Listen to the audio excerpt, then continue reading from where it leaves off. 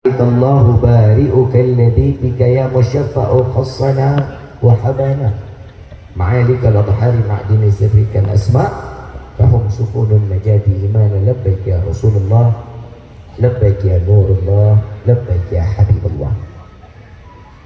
Pertama-tama limpahan puji serta syukur kita panjatkan ke hadirat Allah Subhanahu wa taala yang maha agung, yang maha luhur, yang maha bijaksana, yang alhamdulillah di malam yang penuh dalam keberkahan dan kemuliaan ini, di bulan yang ditunggu-tunggu untuk daripada pecintanya, di bulan Rabiul Awal ini, mudah-mudahan duduknya kita di dalam majlis ini Allah berikan rahmat serta hidayah. Tidak keluar dari majlis ini melainkan semua dosa kita diampuni oleh Allah, diganti dengan pahala yang berlimpah. Ayuhal hadirun jamaah rahimakumullah. Kehidupan setiap manusia di dunia ini tidak ada sesuatunya yang bisa dikatakan kebetulan. Semua apa yang dijalankan oleh setiap manusia itu adalah takdir dan jalan hidup yang telah ditentukan oleh Allah. Jadi kalau bapak ketemu tetangga kebetulan banget ketemu di sini, bukan kebetulan, namanya sudah Allah takdirkan, Allah perjumpakan.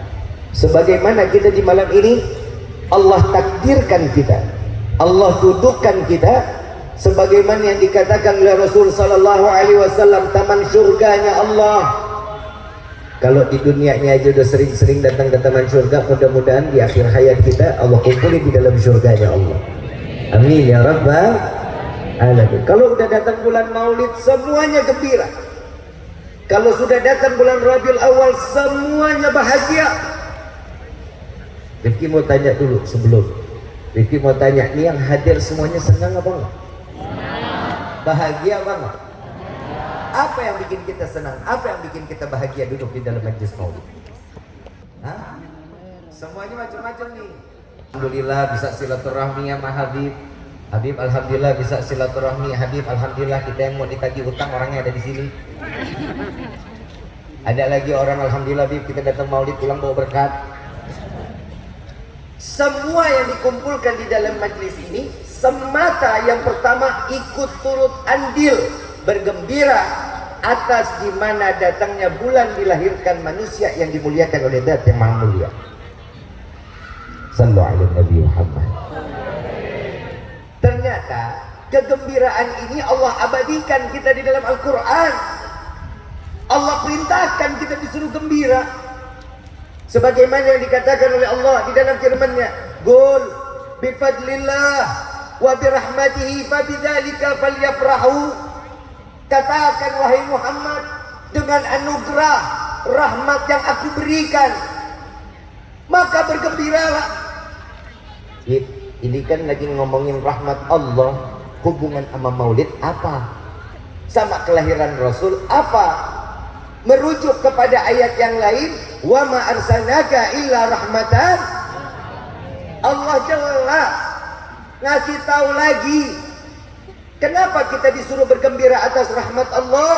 Rahmat Allah yang diturunkan oleh umatnya, oleh hambanya, berupa seorang makhluk, seorang manusia yang dimuliakan oleh Zat yang Maha Mulia, yang dimana setiap orang disebutkan namanya dia bersolawat kepada Nabi, maka Allah angkat derajat orang tersebut.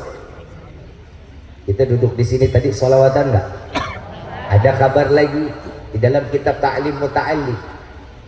Ini buat kita yang sering-sering di pondok nih, kitab Ta'lim Muta'allim ini pedoman dalam hidup santri.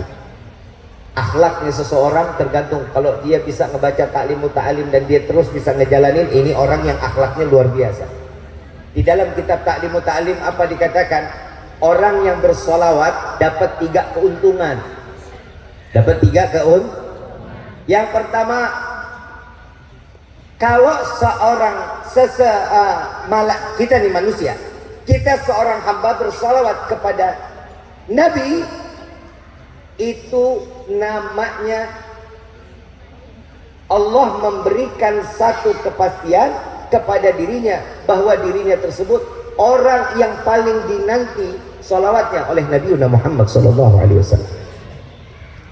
Kalau manusia berdoa pasti ada salawat. Jadi sholawatnya kita nih seorang hamba itu namanya doa. Namanya doa. Kalau malaikat yang diperintahkan oleh Allah bersolawat itu namanya istighfar, memohon ampunan Allah. Dan jika Allah yang bersolawat kepada Nabi itu namanya rahmah. Jadi ini hari mau nggak mau, suka nggak suka, seneng nggak seneng, pulang dari tempat ini semua pastinya doa kita dikabulin sama Allah.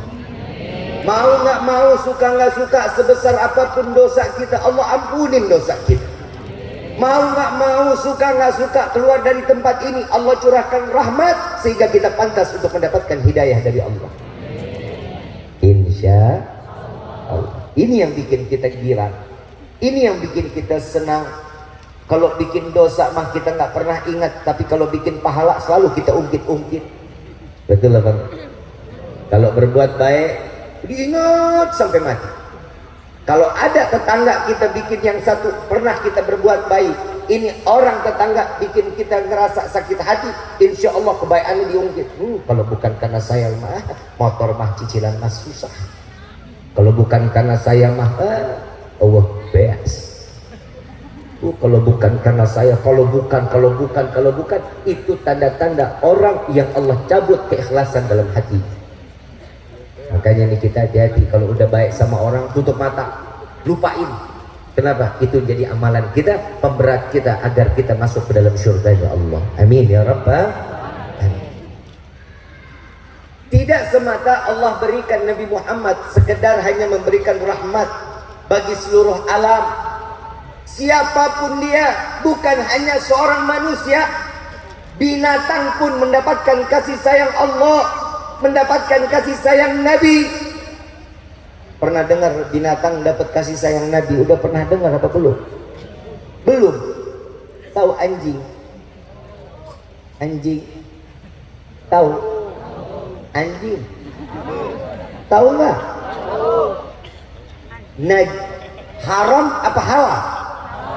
Najis apa suci? Bu, anjing. Tahu anjing? Rifki nggak ngatain, saya Rifki lagi mau ngejelasin dulu anjing biar tahu dulu. Ada seekor anjing betina. Seekor anjing betina lagi nyusuin anak-anak. Anak-anak. Lu ngatain gua. Kompak amat lu anjingnya.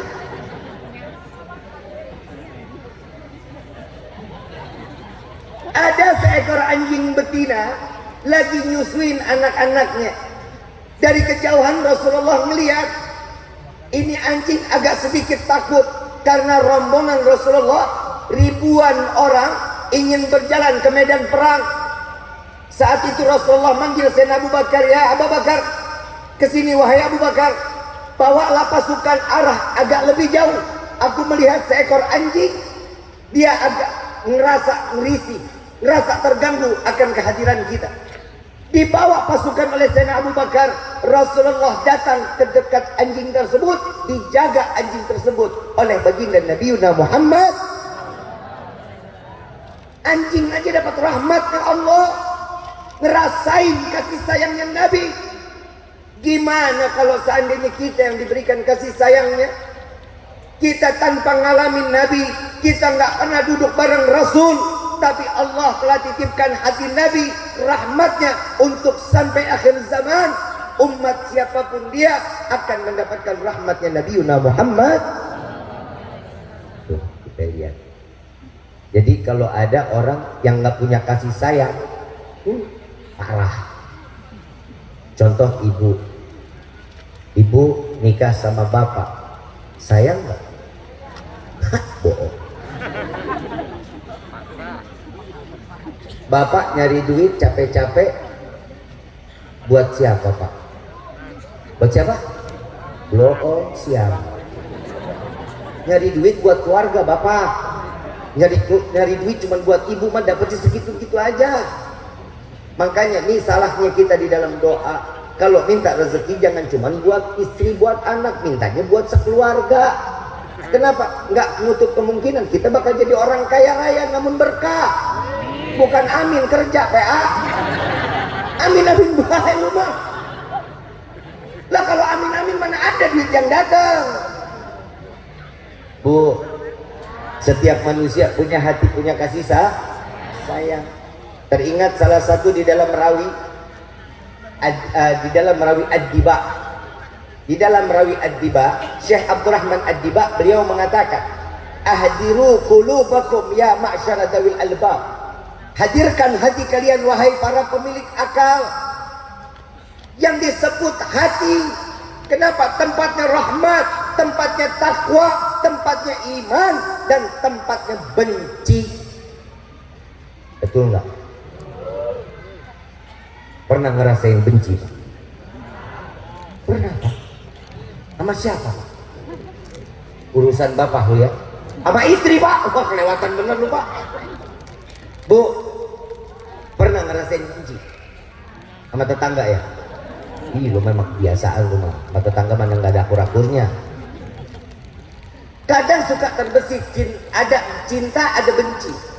Kalau kata orang Bantar Rujek, love is blind. Ngartos teh. Seru aing teh. Cinta itu buta. Gak bisa memandang apapun itu selalu baik dipandang. Ada satu orang ahli maksiat, ada orang ahli ibadah. Ini orang yang ahli maksiat sama orang ahli ibadah beda perjalanannya. Ada orang ahli ibadah pakai peci, pakai koko. Kalau emang udah dasar benci, dia insya Allah mau jalan di atas air. Kalau lagi lewat di depan si pembenci, pasti dikatakan tumben. Pakai koko, pakai kain, pakai peci, mau jalan ke masjid dibilang tumben. Ada ahli maksiat, tukang mabok sampai ngejerumuk ke dalam got. Palanya udah di got, kaki di atas. Kata orang yang mencintai bagaimanapun keadaannya, kesian ini orang lagi banyak beban pikiran. Itu cinta. Cinta itu nggak bisa nempatin apapun. Yang paling berharga cinta itu adanya hati bersaut dan terpaut kepada Nabi Muhammad sallallahu alaihi wasallam. Kalau orang hatinya sudah terpaut sama Nabi, aman. Aman dunia, aman akhirat. Kadang kita suka begitu tuh. Kan kadang kita kalau punya hati kadang nggak bisa ngebawanya. Kadang kita baik, ngelihat orang baik sama kita nyesut boy. Ini baik-baik ngapain nih? Tiba-tiba pinjam duit. Ada yang begitu ada. Kalau Nabi Muhammad punya hati rahmatnya itu ke semuanya. Tapi dalam peristiwa Isra wal Mi'raj, pernah dengar Nabi dadanya dibelah? Pernah. Saat Nabi dadanya dibelah, sebelum disiram keimanannya dengan hidayah yang begitu sangat-sangat luar biasa, ditambah pancaran keimanannya, dicabut hati rahmat, dibuang.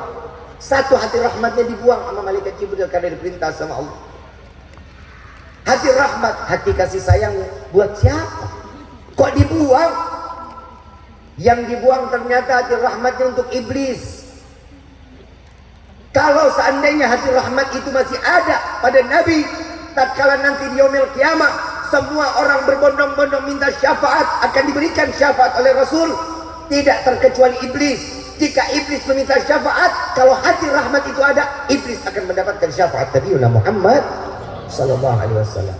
Hebat Nabi kita. Makanya sampai sekarang iblis itu nggak dikasih ruang.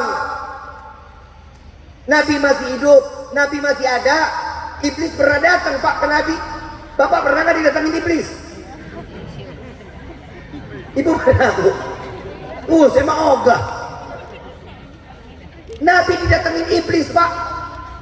Iblis ngomong assalamualaikum ya Rasulullah.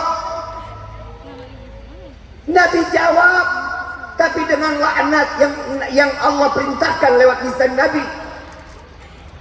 Ada apa wahai iblis?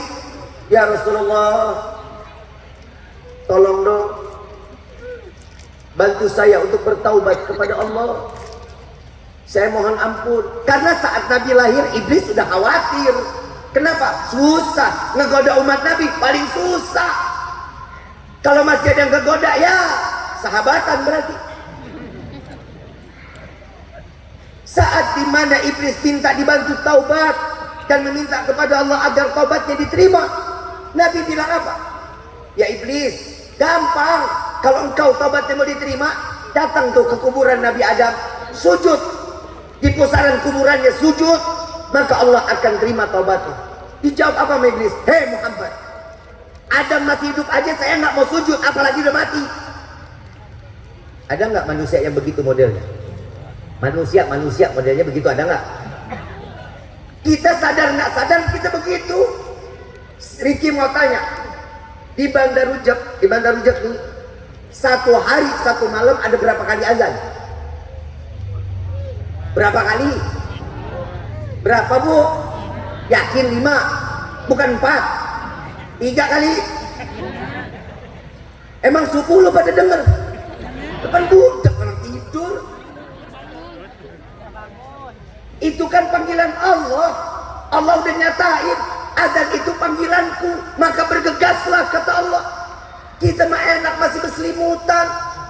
Makanya kalau dibilang azan satu hari satu malam ada 5, nggak yakin gua. Buat siapa? Nih orang-orang tua kita, nih para kiai, nih benar sehari 5 kali tahu azan. Kenapa?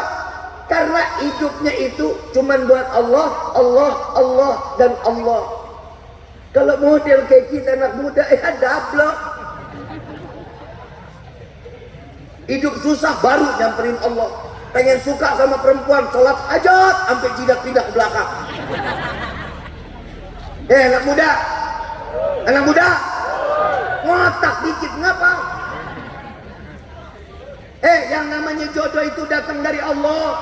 Tugas kalian cuma nyari rezeki yang halal, jangan judi online. Main judi online mana ada yang kaya, bro? Gak ada orang main judi terus kaya, nggak ada. Cari orangnya yang kaya pasti bandar. Mau ngapain kita main-main begituan, buang-buang umur? Masih muda, masjid dekat, musola ada. Ini anak muda, dengerin.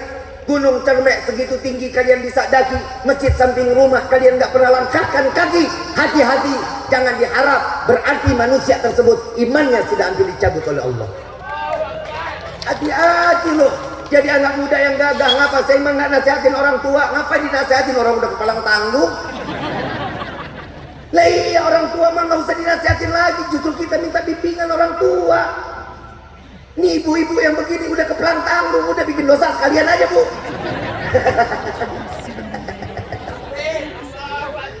Bukan apa-apa. Ibu, ada yang umur 50 ada kan? Berumah tangga udah 25 tahun ada dong. Ada kan? Kan udah kepalang tanggung juga, apa yang mau diperbaikin? Ibu sekarang cantik-cantik, rapet-rapet, pakai hijab luar biasa. Coba besok pagi nyapu depan rumah pada buka kerudungannya. Kan blow on namanya. Bu, ibu, jangan dibuka kerudungan kalau lagi nyapu. Kalau dalam rumah silahkan. Gak mau pakai baju juga urusan ibu. Tapi kalau lagi nyapu teras rumah, pakai kerudungannya, tutup auratnya. Ibu ngaku sayang sama bapak, ibu ngaku cinta sama bapak. Bapak nyari duit sampai berdarah-darah kakinya. Ibu di rumah sekali cuma sekedar nyapu, makhluk Allah melihat satu helai rambut ibu. Orang yang dicintai, laki-laki yang ibu cintai, wajib masuk ke dalam api neraka jahanam. Ibu enak nyapu, pakai daster tangan pendek, bawah lutut sambil nyapu, mana deket lagi nih tetangga pada rapet. Tetangga lewat, laki-laki, kemana? Oh mau kerja bu, oh iya mampir, lah pakai disuruh mampir. PA. Gak boleh bu, jangan. Sama satu lagi, kalau ada acara pemakaman tolong dong jangan pada ikut. Biarin yang laki aja. Lu ngapain sih? Gotong kagak, nangis uring-uringan, masuk ke liang lahat kagak. Kalau mau gue kubur bareng-bareng. Ustaz, Kiai tolong disampaikan dong. Tolong. Kenapa bu? Maaf banget, aurat perempuan itu banyak bu. Yang boleh dilihat tuh telapak tangan sama wajah. Ini sekarang akhir zaman, banyak orang ngemakamin saudara, bapak ibu yang pakai kaos, kerudungan cuma sekedar nempel, rambut kemana-mana. Maaf, takutnya dijadiin beban untuk jenazah. Maaf ya Bu ya, ntar kalau udah selesai pemakaman ibu mau datang lagi nggak apa-apa, ibu mau nangis glosor-glosor nggak apa-apa, yang penting laki udah pada pulang. Lagi ngerepotin doang, gotong kagak, ngeruk kagak, masuk ke liang lahat ntar enggak ngapa-ngapain kan ibu tuh. Bapak warisan dikit amat. Ya Bu ya, jangan ya Bu ya, bilangin sama saudara-saudara kita ya Bu ya, itu jauh lebih baik. Kenapa? Tugasnya laki-laki yang berat-berat Bu, yang enteng-enteng mah urusan ibu, ngegibah, ngefitnah, itu urusan ibu dah. Ibu-ibu di sini mah solehah, calon bidadari surga, tapi bohong. Bu, ibu mau masuk surga enggak? Taat sama suami ibu, kuncinya cuma itu. Ibu nggak perlu sholat sunnah, nggak perlu puasa sunnah, nggak usah sholat hajat, sholat taubat, nggak usah. Jalanin yang wajib aja, sholat 5 waktu, baca Quran, puasa bulan Ramadan, pergi haji jika mampu, selesai. Cuman itu aja. Selebihnya apa kata suami? Iya, surga jaminan. Dengek. Maaf Pak, saya ngeloncong Pak jadinya Pak, maafin ya. Soalnya Bapak nasihatin kan udah capek Pak. Betul kan Pak? Kalau dinasihatin aku setahun kan begitu ya.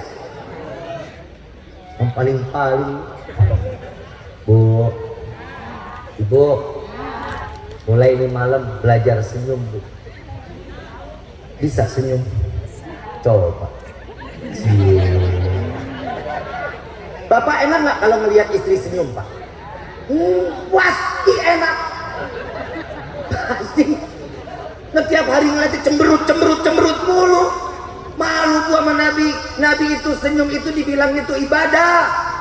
Senyum itu ibadah, tapi bukan sama siapa-siapa, sama laki lu. Ini sama laki lewat, iya lah, helang genit amat tuh cekek lu. Jangan. Bib nanti nggak dibilang akhlak. Kalau sama saudara silahkan. Tapi perempuan yang paling judes itu yang paling mahal. Oi, judes. Ada model nih anak-anak muda model begini nih, ya. Datang nyamperin Neng. Kenal lagi? Siapa sih lu? Jangan ngeludah juga, jangan. Itu jauh lebih mahal. Neng, minta nomor telepon. Maaf ya, A. Saya bukan operator. Neng, saya jatuh cinta sama Neng. Bangun aja sendiri, A. Neng, saya mau jadi suami Neng. Datang aja ke bapak saya, A. Itu yang paling benar. Ini dikasih bunga dikit. Kasih, A. Kok pengen koyor aja begini perempuan. Dikasih bunga senang, bukan main. Saya punya tetangga Pak, saya lagi main ke rumahnya Pak, saya ngeliat tuh ada bunga mawar, warnanya apa sih Pak? Paling banyak apa sih? Merah kan Pak ya? Begitu saya main itu ada bunga mawar Pak, udah hitam jelek dibingkai Pak. Saya tanya, ini apaan? Bunga mawar. Kok warnanya hitam? Iya udah lama, punya siapa? Punya adik saya. Saya panggil, Fulana, sini. Ini apa? Bunga mawar Bib. Itu pertama kali Bib dikasih sama mantan saya. Mantan? Udah mantan masih lo simpan. Buanglah mantan pada tempatnya. Mantan masih disimpan. Oh Neng. Neng. Ih, bukan ini. Orang bilang ini. Neng, pokoknya kalau ada laki-laki anak muda minta Neng, mau nggak pacaran sama saya, minta maaf A, saya nggak butuh I love you, saya butuhnya gobil tuh. Tentu luar biasa, perempuan mahal. Iyalah kenapa? Calon ngeluarin anak-anak soleh-soleha, gitu caranya, jangan dikit-dikit hayo lah, dikit-dikit hayo. Percuma Neng, kalau masih sama anak muda apalagi nggak kerja tiap hari makannya cilor, sorean dikit makannya pentol. minumnya cuma apa? Satu es teh manis, berdua lagi sedotannya lah. Opnam lu tipes. Jangan ya Neng ya. Cari yang baik, ya, yang soleh, yang akhlak, kaya nomor sekian, Neng. Ganteng nomor sekian. Skincare sekarang udah banyak yang nipu Bener, laki sekarang banyak yang ganteng kan skincare. Gak mau kalah sama perempuan, betul nggak? Lu pakai Bang. Itu betul coba. Ibu bapak yang dirahmati oleh Allah, cuma satu buah ketaatan banyak yang dijadikan contoh lewat Nabi Muhammad Sallallahu Alaihi Wasallam. Akhlak Nabi paling baik. Kita salawatan duduk di sini mengharap ridha Allah, mengharap syafaat Nabi. Makanya kalau udah datang bulan Maulid, yang punya hajat saat keluar dari rumah pasang hajatnya. Kalau kata salah satu ulama di dalam syairnya, masyi kama majma'il maulid, tidak ada perkumpulan yang lebih baik kecuali Maulid Nabi Muhammad. Tidak ada yang lebih baik. Yang punya penyakit Allah angkat penyakitnya berkah Maulid. Yang kurang rezeki Allah buka pintu rezeki dia berkah Maulid. Yang belum dapat jodoh dipertemukan jodohnya berkah Maulid. Hei, giliran jodoh ambil pada kenceng banget lu. Coba kita kebayang ada efeknya apa bulan Maulid. Ternyata di bulan Maulid ini banyak keistimewaan. Rabiul Awal dulu mah nggak dikenal Pak, nggak bakal dikenal Bu. Kenapa? Karena disebutnya bulan penuh paceklik, bulan yang naas, gandum nggak bakal numbuh, air kekeringan. Tapi Allah rubah bulan Maulid, bulan Rabiul Awal itu menjadi bulan yang penuh dalam kemuliaan. Saking mulianya, ada satu ulama ditanya sama muridnya, wahai Syekh, wahai guruku, mana yang lebih baik, Lailatul Qadar atau Lailatul Maulud? Guru ini sampai bersumpah, wallahi jauh lebih baik, jauh lebih mulia Lailatul Maulud. Wahai guruku, bukankah malam Lailatul Qadar sudah ada di dalam Al-Quran? Allah sebutkan di dalam Al-Quran, inna anzalnahu fi lailatin wa ma adraka ma lailatin Lailatul Qadri khair min an. Ini dikatakan sesuatunya malam lebih baik daripada 1000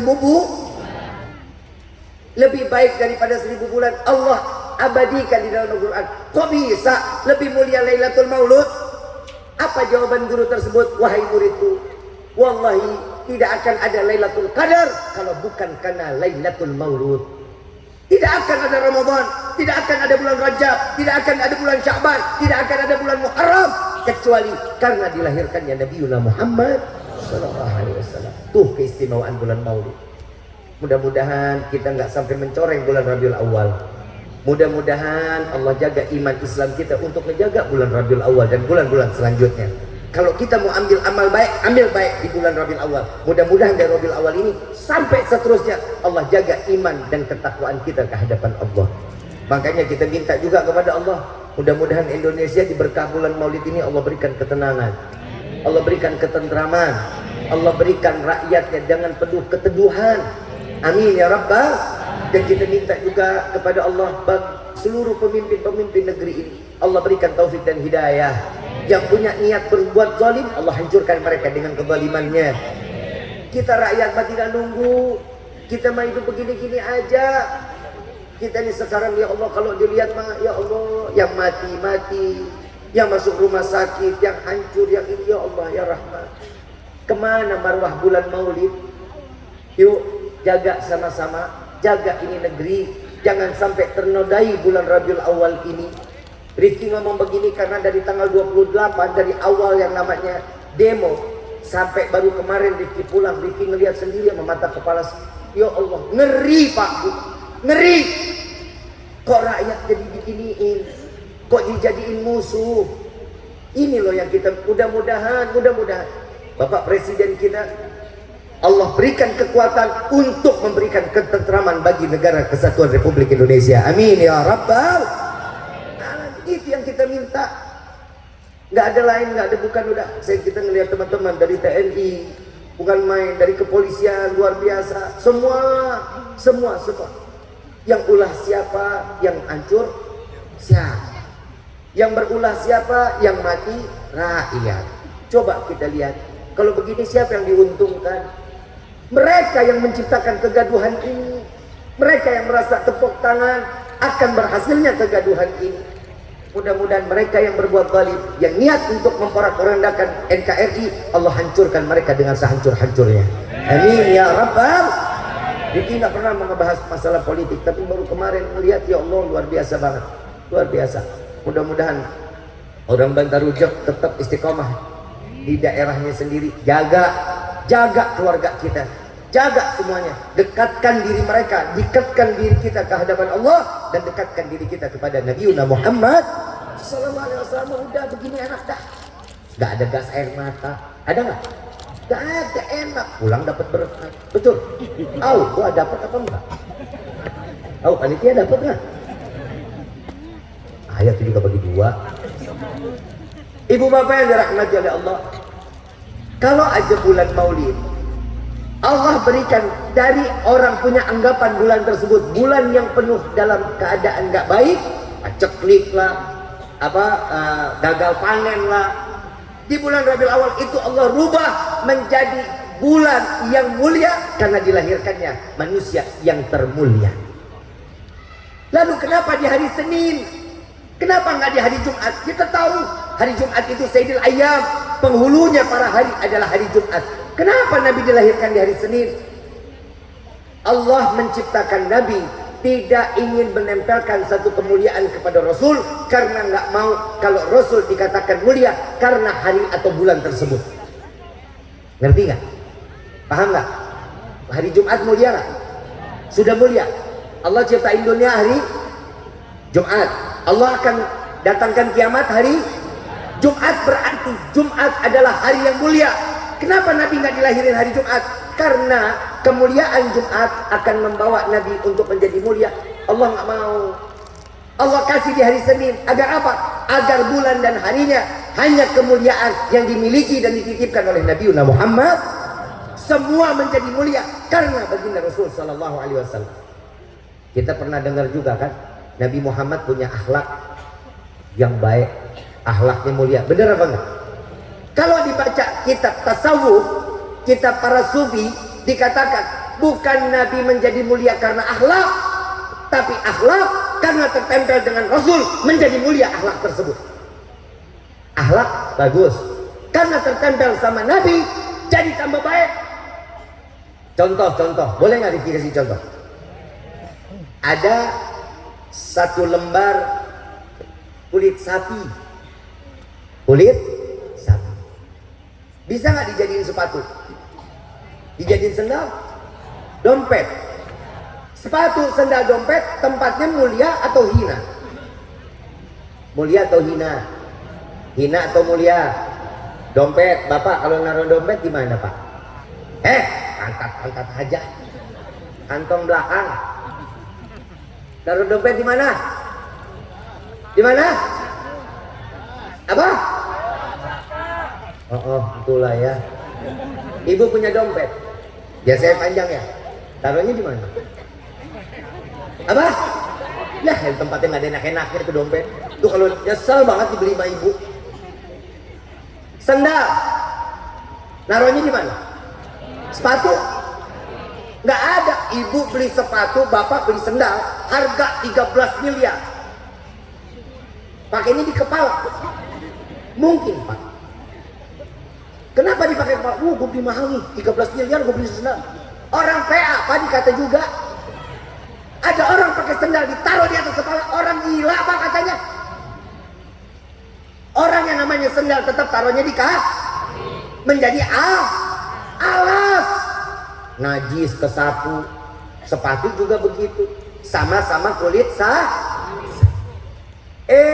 ada kulit sapi lainnya menjadi sampul Al-Quran. Sama-sama kulit menjadi sampul Al-Quran. Mulia nggak? Bagus nggak? Yang namanya Quran, Qurannya mulia, kulitnya ditempel di Quran. Setelah mau dibaca, mau diambil aja, ambil wudhu dulu. Setelah ambil wudhu dibuka pelan-pelan. Setelah itu dikecup, ditaruh di atas kepala, ditaruh kalau di jalan taruhnya di dada. Kulit sapi menjadi mulia karena tertempel dengan Al-Quran. Sama-sama kulit sapi, tapi tergantung dengan siapa dia menempelnya. Ini adalah satu contoh bahwasanya manusia, hamba Allah akan menjadi mulia tergantung dengan siapa dia berkawan. Paham gak nih?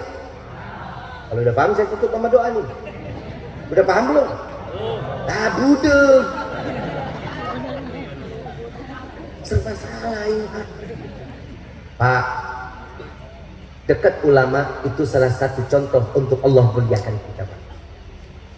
Kita punya ulama di daerah kita nih, ada kiai, para asatid. Deketin, tanya ilmu, sekecil apapun tanya ilmu. Rizki belum tentu setahun sekali kemari. Perhatiin para kiai-kiai kita dong, ulama-ulama tempat kita, perhatiin. Jangan undang yang jauh dimuliain, undang yang jauh dihargai. Kiai yang ada di rumah kita nggak hargain. PA namanya. Bukan apa, Rizki sering kesel ulama di kampungnya, padahal Pak, maaf Bu, maaf, kiai ulama yang ada di kampung ibu yang bangun tiap hari tengah malamnya berdoa, menangis, meminta kepada Allah agar negeri ini, agar kota ini, agar desa ini dijauhkan bala dan bencana. Rizki mah jauh. Emang tiap hari Rizki pasti ngedoain? Belum tentu. Nah mereka ini yang tiap malam bangun di tengah malamnya, kurang istirahatnya, kenapa meminta kepada Allah di saat kita terpulas? Mereka lah yang mengangkat tangan ke hadapan Allah agar Allah cabut bala dari negeri kita. Hormatin dong, sayangin dong, cintain. Kalau kita sudah mencintai ulama-ulama yang ada di kampung kita, Allah akan berikan lentera di dalam hati kita menjadi iman yang tentu berpancar sampai kepada baginda Nabiuna Muhammad. Ingat, laula rabbi ma'araftu rabbi. Kita nggak kenal siapa Tuhan kita kalau bukan karena guru-guru kita. Guru-guru kita yang membimbing kita. Ini loh cara sholat, ini loh alif, ba, ta, ta. Ini kita diajarin. Kalau bukan karena guru-guru kita, nggak tahu kita cara beribadah. Ada yang ngomong, kalau gaji guru-guru diturunin, boleh. Kenapa? Karena guru adalah beban negara. Blow on. Lu bisa jadi menteri, siapa yang ngajarin? Emang ijazah lu beli? Yang namanya orang bisa jadi menteri, jadi presiden, ada gurunya nggak? Ada gurunya. Ngomong seenak-enaknya. Justru dia yang jadi beban rakyat. Rakyat suruh bayar pajak, suruh gaji dia, kan sialan. Saya jujur, saya kalau urusan ini saya marah. Guru kok dibilang beban negara? Gak enak denger, yang maafin. Gimana yang mau dibebani? Lihat di guru-guru kurus-kurus, ya Allah. Kesian Pak. Ustadz kita rumah ngontrak, anak banyak, lagi doyan banget sih Rumah ngontrak, beas rusak, minyak Allah. Kalau datang bulan Rabiul Awal, insya Allah, alhamdulillah, agak senyum dikit. Beas, obat, minyak, semandi, gula, alhamdulillah. Makanya Pak, Bu, pikirin ulama-ulama kita. Contoh, satu kampung di rumah kita nih ada lilin cuma satu. Lilin, tahu lilin? Kalau bahasa Sunda lilin apa? Oh sama ya. Lilin. Rumah kita mati lampu, rumah tetangga mati lampu. Ini lilin kita kasih tetangga apa terangin ke rumah kita? Terangin, nyalain, terangin rumah kita, orang kita butuh. Bener nggak? Dan begitu juga di kampung kita. Yang namanya ulama, para kiai, asatid yang ada di kampung itu adalah pelita di dalam rumah tangga kita. Itu adalah cahaya buat kampung kita. Jagain dong, jangan sampai padam. Jagain mereka. Ini mah kagak. Yang jauh dihormati, yang dekat malah ditinggalin. Jangan. Nih insya Allah, ini madrasah bukan? Masjid. Ada pengajiannya? Ada gurunya? Seminggu berapa kali pengajian di masjid? Lu aja nggak kompak, aja sekali ada 2 kali. Mana? Setiap malam Senin. Guru-guru banyak gak di sini? Banyak gak? Udah diisi setiap hari. Setiap pada maghrib isi, ntar yang fikih, ntar yang tauhid, ntar yang isi lagi masalah sejarah Nabawiyah. Isi, kenapa? Biar jadi terang ini kampung, masjidnya bagus. Allah jalan. Maafin, masjid gede nggak? Bagus nggak? Muat berapa orang nih kalau penuh? 200 orang? Ah lebih bani. 500 nih bisa nih. Bisa ya? Berapa soft nih? Berapa baris sampai belakang? Hah? Sekarang saya mau tanya sama bapak sama ibu. Sholat subuh, maafin, berapa rakaat? Berapa? 2 doang? Enggak 3 enggak? Bukan 4? Berapa rakaat? 2. Riki mau tanya, ramean sholat subuh apa acara malam ini? Tuh tanda-tanda tuh, hati-hati loh. Ini hari rame, ini malam rame. Nah ini ntar kalau kita, nih udah deh kita selesain aja ya. Dulu jam 11 nih, ntar lu sholat subuhnya pada kagak jadi sholat subuh, gue yang dosa. Ayo makmurin anak muda, ayo makmurin. Makmurin, kenapa? Ini masjid akan menjadi saksi buat kalian. Anak-anak muda yang gemar ke masjid, Allah jaga ini daerah. Benar-benar Allah jaga. Ada satu orang alim menceritakan, ada anak muda yang hidupnya tiap hari gemar ke masjid. Setelah dia nyari rezeki, dia pulang sholat. Setelah itu dia nyari rezeki lagi. Ini zaman dulu keluar perdagangan. Dulu di perdagangan. Jadi kalau setiap waktu sholat jalan ke masjid. Subuh, zuhur, asar, maghrib, isya nggak lepas dari masjid. Selalu sholat berjamaah. Satu waktu syaitan bilang sama iblis, wahai Tuhan, izinin saya mau ngegoda ini orang. Boleh, silakan. Digoda sama si syaitan. Anak muda tiap hari sholat subuh. Subuhnya belum berkumandang azan, ini anak muda udah mandi rapi-rapi jalan ke masjid. Satu hari ini anak muda udah rapi, udah mandi pakai peci kain koko. Begitu dia keluar, ada yang ngerasa tersandung, jatuh di kubangan air, kotor bajunya. Dia begitu ngelihat kotor, dia masuk lagi ke dalam rumah.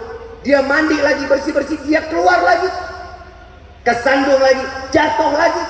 2 kali sampai jatuh. Ketiga dia masuk lagi, keluar sampai yang ketiga ketemu kakek-kakek. Di depan rumahnya ada kakek-kakek. Dia tanya, "Kek, mau kemana?" "Adek mau kemana?" "Saya mau ke masjid." "Ya udah kita bareng." Begitu di sepanjang jalan, "Nah, saya melihat tadi engkau terjatuh, lalu engkau balik lagi ke dalam rumah." "Iya, saya lagi mengejar ingin sholat subuh berjamaah." "Tahukah engkau, aku adalah syaitan. Aku menjelma menjadi manusia. Aku ingin tahu saat yang membuatmu jatuh, aku yang membuatmu jatuh. Saat engkau keluar rapi, engkau terjatuh, aku tertawa. Saat engkau kembali ke dalam rumah, aku terbahak-bahak. Tapi tatkala engkau keluar rumah, satu keluargamu dosanya diampuni oleh Allah. Saat itu engkau jatuh kembali, begitu jatuh, engkau masuk, jatuh, aku tertawa, engkau masuk dalam rumah, aku terbahak-bahak. Begitu engkau keluar lagi, ingin menjalankan diri ke masjid, apa jawaban syaitan? Aku melihat Allah ampuni dirimu, keluargamu, dan tetangga-tetanggamu. Kalau seandainya ketiga kali aku membuatmu jatuh, aku khawatir satu kampung ini dosanya akan diampuni oleh Allah. Karena anak muda yang sholat gemar ke dalam masjid. Denge. Jadi anak muda gagah dikit ngapa masjid, jalanin. Jangan ngeliatin aki-aki lagi. Kalau aki-aki main ke dalam masjid mah wajar, umurnya tinggal dikit. Karena dia apa? Harapannya mati dalam keadaan sujud, mati dalam keadaan husnul khatimah. Nabi mengatakan, mau lihat seseorang baik buruknya seseorang, lihat bagaimana matinya. Kalau kita gemar jauh dari Allah, Allah matikan kita jauh dari Allah. Kalau kita dekat dengan Allah, Allah matikan kita dalam keadaan dekat atau mati dalam keadaan husnul khatimah. Ini yang membuat bangganya Rasul. Juga cuman bukan acara begini doang, tapi setelah acara ini ibadahnya dijalanin. Tahun kemarin ada ceramah nggak? Bikin maulid nggak? Bikin maulid. Tahun kemarin bikin. Yang ceramah orang tua anak muda. Orang tua apa anak muda? Orang tua. Pasti ngenasehatin, betul nggak? Nyuruh kita ibadah kan? Nyuruh kita sholat kan? Nyuruh kita ngaji kan? Itu orang tua yang dulu ngasih nasihat. Udah dijalanin apa belum? Hoi. Udah ngejalanin apa belum? Itu orang tua yang nasihatin. Udah jalanin apa belum? Ini udah ketemu tahun lagi nih. Belum. Lah gimana Rifki? Yang tua aja nasihatin nggak didengerin, apalagi gua. Yang namanya manusia, yang namanya nasihat itu adalah dawa. Yang namanya nasihat itu adalah obat. Obat itu pahit, gak ada yang enak. Kalau yang mau enak tuh madu, itu enak. Gula lo papa, gula iya. Tuh coba kita kebayang, orang yang namanya lagi sakit harus diminumin obat biar sembuh. Nasihat ini adalah obat. Ayo ubah diri kita. Nggak malu kita saat nanti di hadapan Nabi. Mohon maaf Pak, Bu, mohon maaf, beribu-ribu maaf. Para alim ulama kita, para kiai-kiai kita, mereka dengan bangga Pak, saat nanti di yaumil qiyamah dibangkitkan oleh Allah, mereka dengan puasanya, mereka dengan amalnya, mereka dengan sholat malamnya, mereka saat membawa pikulan amaliyah di dalam kehidupan, saat mereka dipanggil oleh Allah, diperiksa oleh Nabi dengan bangga, Nabi senyum, Nabi mengatakan, ya Allah, lihatlah amalan umatku. Bangga orang-orang terdahulu ngebanggain Nabi. Coba kita bagaimana? Kalau mereka bangga dengan ibadahnya, nggak malu kita nanti di yaumil kiamat kita datang dengan pikulan-pikulan dosa. Saat dibuka pikulan tersebut membuat Nabi menangis, dan Nabi mengatakan, ya Allah, ini adalah umatku, maafkan, ampuni. Beda perkataannya. Nangis Nabi. Tak capek kita bikin Nabi nangis terus. Ayo rubah hidup kita. Apa yang kita tunggu? Maut nggak bakal nunggu kita. Kapanpun saat itu datang waktunya. Idza arada syai'an ayakuna lahu kun. Kalau Allah sudah punya mau, kalau Allah sudah punya, nggak bisa enggak. Harus iya. Tiap 20 menit sekali malaikat maut datang, pandangin muka kita. Lalu izin kepada Allah, ya Allah, gimana? Ini mau dicabut sekarang apa enggak? Nanti aja. Tunggu dia bertaubat. Allah masih baik Pak sama kita, Bu. Masih baik. Ibu mau dapat rahmat Allah, mau dapat keridhaan Allah, sujud di kaki suami, minta maaf, minta ampun. Itu salah satu untuk menggugurkan dosa-dosa seorang istri. Dan seorang suami minta maaf kepada siapa? Orang tuanya. Ke bapak, ke ibu. Bib udah nggak ada, datang ke makamnya, takziah, minta kepada Allah agar Allah lapangkan kuburnya. Minta maaf, Allah akan menyampaikan maaf tersebut. Ayo rubah. Kita ini udah kelamaan kenikmatan hidup di dunia ini begini. Maafin, dunia itu cuma menjanjikan tapi fana. Dunia itu kelihatannya indah tapi bohong. Keindahan yang hak tak kalah saat mata memandang wajah Rasul sallallahu alaihi wasallam, itu adalah keindahan seutuhnya. Ayo kita kumpul sama-sama di dalam surga.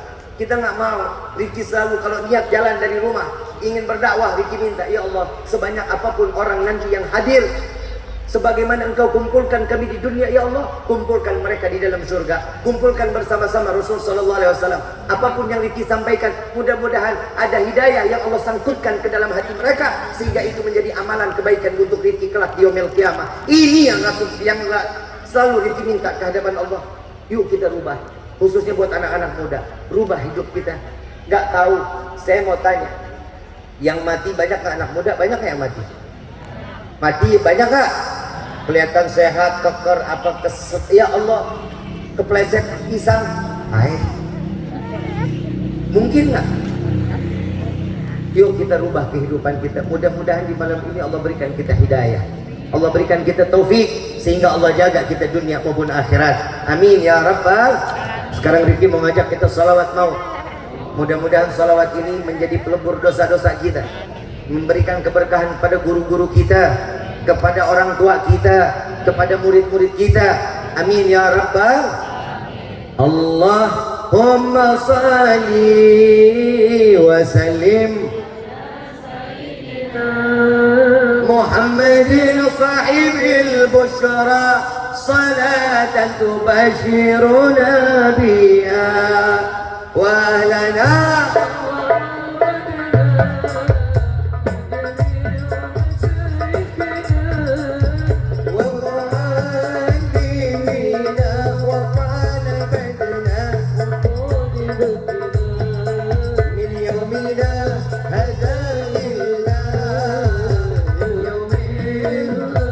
sama-sama yang keras yuk. Allahumma